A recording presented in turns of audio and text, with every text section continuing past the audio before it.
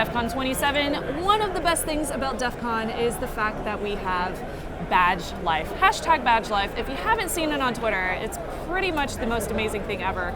There are rainbowy LEDs everywhere that you look, and they're beautiful.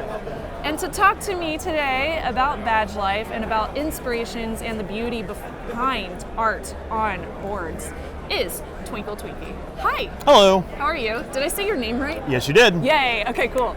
It's always fun with handles, right? Yeah. My name is Snubs. That's awesome. Yeah, when I saw that, I was like, oh, okay, cool. Well, That's so short. It's great. I know, right? I got lucky, though. I ended up getting on Twitter back in like 2007, so I got a 5-character Twitter handle. Yeah. People still ask me now. I had somebody reach out on DM and be like, can I buy your Twitter handle? And I was just like, no, are you serious? Yeah, my Twitter handle is actually Mr. Twinkle Twink because you can't have any more characters, and the person who has Twinkle Twinkie has been sitting on that since 2012 and is not doing anything. I would really like them to give it to me, please. That's the worst. That's the absolute worst. All right, well, we're not here to talk about Twitter handles. No. We're here to talk about badge life. You just did a talk about doing art with boards, Yeah. creating PCBs and stuff like that. I'm very interested in that. I want to do my own badge in the future very soon.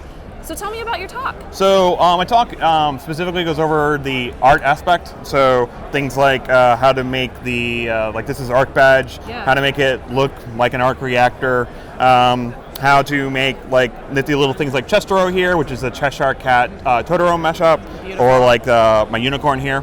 The glitter unicorn. Yes, the glitter unicorn. And like on the back, they have like pretty interesting silk screens. This is actually just like one big Blade Runner reference. Wow, there's a whole pattern going on. Oh yeah, there's like little Totoros on there, and this has a bunch of little sheep. Normally my art boards I tend to do the little, they're called sheep add-ons. Yes. Sorry. That's just what they're called. The SAOs. Yes. This year, this is my second year doing badges and things like that. Yeah. And I kind of came at it all at once. I got inspired by the original badges done by Joe Grand while I was still in high school. And by the time I was coming to DEF CON, it was full-on Lost badges, and his badges were doing more art stuff. And I just loved that because it was so cool that this manufacturing process that has nothing to do with art is a purely functional process to look at that and go, let's put a kitty cat on that and see what happens. Yeah, why not? Exactly. So, and that's literally what I did last year. Last year I made a Cheshire Cat, and that's actually where the inspiration for this comes from. I wanted to do a Totoro, but with the limitations and colors and things like that for the process, you can't, like Totoro is like a gray color. Yeah. You can't really do gray. I don't want him to be shiny. So I was like, purple. let's mix him up with the Cheshire Cat, and he looks pretty great. He's and beautiful. He blinks and he does all sorts of really cool stuff. And actually making it is actually really easy. It's easier than it's ever been. Is it really? Thanks to... I've always looked at building these boards as being very, very complicated, and then including art on top of that and having to have that creative process. Yeah. It just, to me, who's never built a badge, it just looks very, very hard. It's really deceptive. Is it? It is. Because if you, learning to use some of the software can be a little obtuse, admittedly, but there are great YouTube channels out there, Contextual Electronics, that basically they do nothing but teach you how to use KiCad. Granted, you really have to watch the videos because it's obtuse software, but once you watch the videos, you will have a very firm understanding of how to do the basics. Once so you have watch these videos to understand like what the layout of the board needs to be in order to do different things, like whether you want to have like capacitors on the back or have LEDs, RGB LEDs, or touch-sensitive devices. Okay. So yeah, that'll get you to how to make it in software. Okay. And the art side, that's a little bit of creativity on the creator's part. But also you can use Inkscape, which is a vector graphics software, to generate the files. And there's actually a plugin called SVG to Shenzhen, as in the Chinese city, that lets you export it out as a project for KiCad. What? And then you have basically a board ready for you to put your schematic and circuit on, and then you generate your Gerbers, which is it's kind of like G4 or G code for manufacturers to produce it. And since you're just giving them the board, they review the design spec and go, okay, that happens to be a cat, but there's no reason why we can't make this. And then they just make it, and then you order it typically from a Chinese fab. It's really inexpensive these days. thanks that's good to hear. well, like it's like that's the beauty of cell phones, right? Yeah. The cell phone market made manufacturing processes super complicated. So suddenly, all this hardware in China, they're like, well, we have these perfectly good fab machines, but we can't use them for these processes. Yeah. So Chinese entrepreneurs purchased said equipment and was like, hey, this maker movement's really a thing worldwide. Let's see if we can make cheap printed circuit board manufacturing a thing. Yeah, why they not? did. And it's a thing in the United States too, but it's still a little more expensive here. Whereas you can order a prototype board from China. You can place the order on Monday. You'll probably have it by Friday. You get 10 of the boards, and it costs $20. What? Yeah. Oh, it is only when it scales it gets a little Okay. bit more expensive, but Why have I not been doing this? well, it's actually that whole thing is relatively new. Okay. So Badge Life has kind of been a thing without a name for a while. It's Yeah, had a it name has. for about 3-4 years. Yeah. The name was coined by a man named George. He works on the ClearCon badge. He's the software engineer for the ClearCon badge. Amazing person. And he coined it, and the Badge Life comes from everything that surrounds the making the badge. Yeah. Like not just designing it, but the software problems Yeah. and the soldering at home and the no sleep it sounds and like problems. You really have to like devote a lot of time and passion into this project. It is. But getting started in it, especially in the last couple of years, Yeah. super easy. It's just staying in it. And is there a good community behind it? Oh, yeah. That you can ask questions to and stuff like that? Yeah, the hashtag badge life on Twitter is really active with Yeah. other badge makers. And the thing is, most of us, we want more people involved. The more people who get involved, if a graphical genius comes in and goes, look at what I can do, that elevates all of us. We all learn. And I personally like to share my failures as much as my success. Yeah. Because Well, how else will you learn? right. And actually, sometimes those failures turn into other successes. Yeah. So this is being lit up by LEDs that are on this backboard. Yeah. And it's shining through and creating that really great That really nice glow. Iron Man effect. Yeah, totally. I bet that looks awesome under your shirt too. Yeah, actually, that was a design goal that if I put this under a golf tee, it's a little too bright in here, Yeah. but if you were like in a dimly lit room at DEF CON at a party, it would look like you were Tony Stark. That's so cool. And that's actually the design, like, I used to make props for fun. My badge specific aspect tends to be like, I want to make props. I want to make props with unconventional materials Yeah. like printed circuit boards. Yeah. But this backlighting effect works really great, but there's a really limited number of ways you can do it. Yeah. There's LEDs designed specifically for it, but they are kind of expensive, and even at scale, they don't really get a lot cheaper. But there's these nifty things called side view LEDs, which are an industry standard LED. They're really inexpensive, but when you use them, the light tends to skip across the board, and it doesn't look very good. Yeah. So I bought 18,000. I was like, this is a problem. That doesn't look good. Oh no. And it was really late at night when I put my prototype together. I'm like, I'm going to literally sleep on this. Yeah. And in the morning, literally a shower thought, I was like, what happens if I put hot glue on that? And I did. Oh my gosh. This is literally hot glue. Oh my god, that's awesome. Wow. But It actually looks really cool. yes, and it acts as a diffuser. Yeah. So and it actually lights it That's super like a evenly. cosplay hack. Exactly. That is so dope. And actually, Badge Life, from my perspective, Yeah. is everything to do with cosplay Yeah. and with yeah, absolutely. prop making and everything. That is so freaking cool. And again, a lot of it's just unconventional uses Yeah. for perfectly practical hardware. Of course, you couldn't. Well, I say you couldn't, but you shouldn't manufacture these in bulk like Yeah. this. You would want to like have a easily repeatable, safe process for handling and things like yeah, that. Totally. I used to solder like battery packs, hundreds of them for Hak5. Oh, that's so dangerous. I know. Yeah, exactly. I know exactly what you're saying as far as that goes. Yeah. And actually, that was the reason why these are AA's, so we didn't use lipos. That is so smart. I appreciate that too. Yeah. And you can use rechargeable ones now. Yeah, there's Nice. rechargeable ones, and they work pretty well. Yeah. Unfortunately, the add-ons tend to kill battery life pretty quickly, but Yeah. I mean, you're practically drinking AA batteries while you're at DEF CON. That's It's kind of true. par for the course. It's true.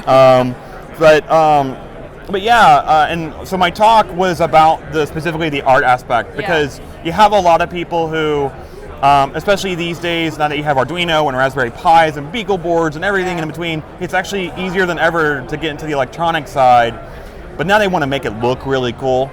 And they're like, it's so hard. I'm like, actually, you're making it more difficult than it actually is. Oh, okay. Because it's like the hacker ethos. We yes. always make things more difficult. Right.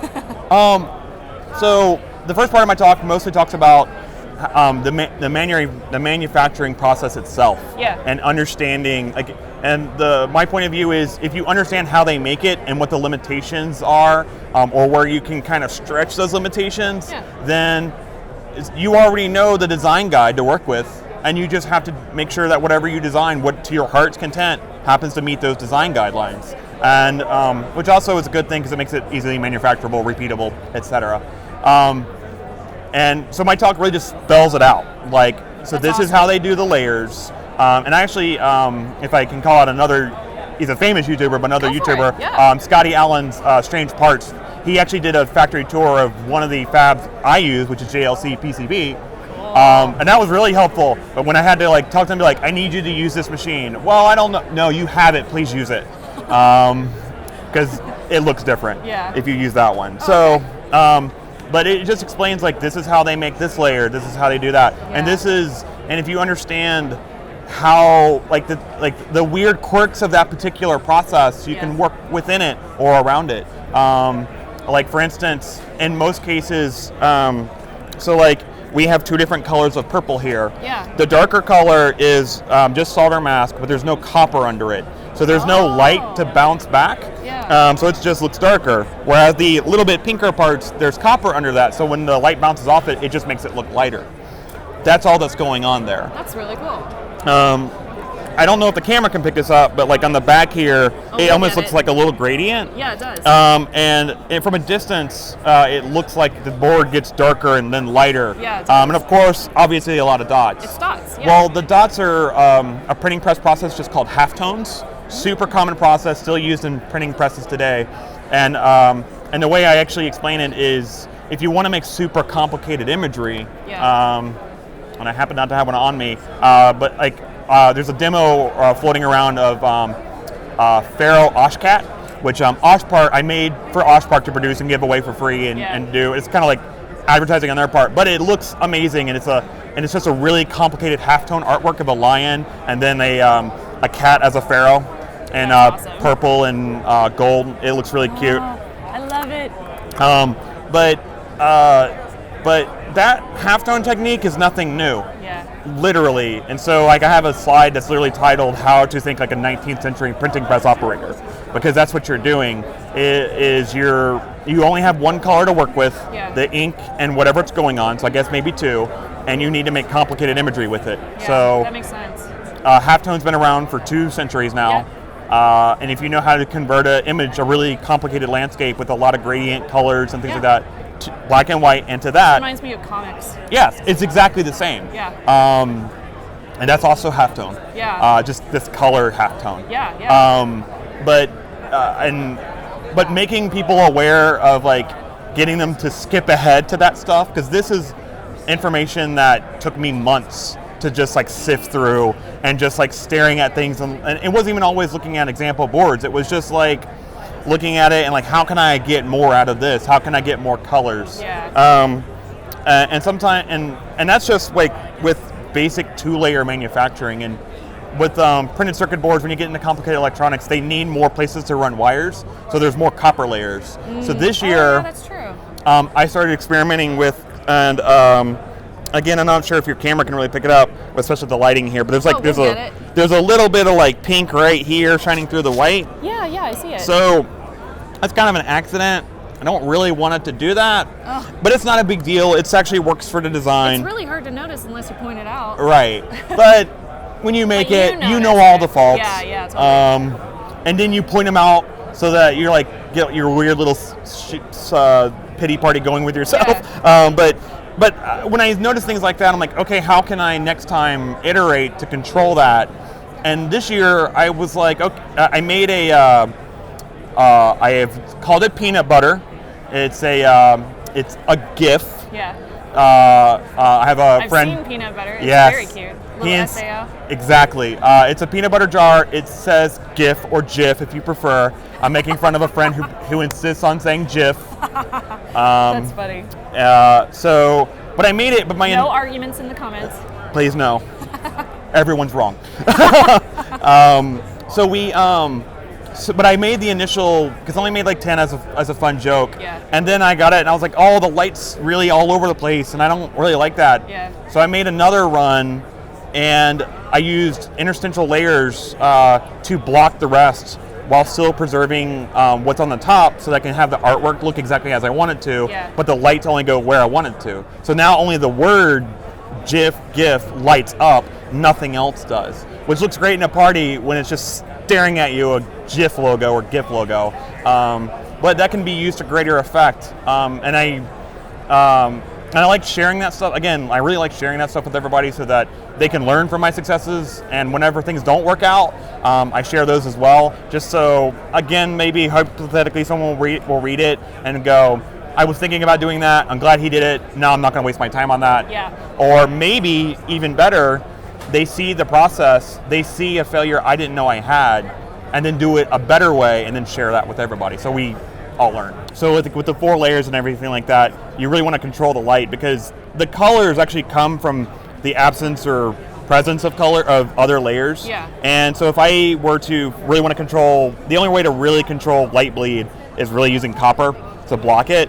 But if I did that, then it'd all be like this bright red. And I really want the lid and the cap and things like that. Yeah. So by using middle copper layers, by adding more layers of copper. Can I take a look? Which you physically can't see. Oh yeah, you can. So the board's not any thinner or thicker, Wow. but the light effect is just really great. And then, I mean, it's a little hard to see because it's so bright in here, but I it can see only that. lights the word though. That is so cool. Yes.